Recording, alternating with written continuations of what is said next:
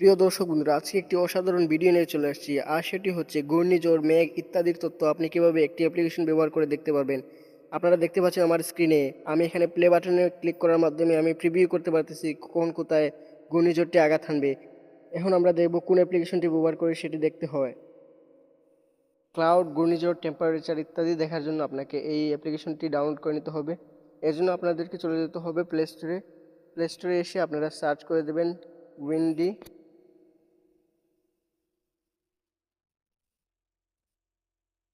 Windy লিখে search করে দেওয়ার পর আপনারা এরকম একটি অ্যাপ্লিকেশন পেয়ে যাবেন। এই লোগোর এই অ্যাপ্লিকেশনটাতে ক্লিক করে দেবেন। আপনারা ক্লিক করে আপনারা ইনস্টল করে দেবেন।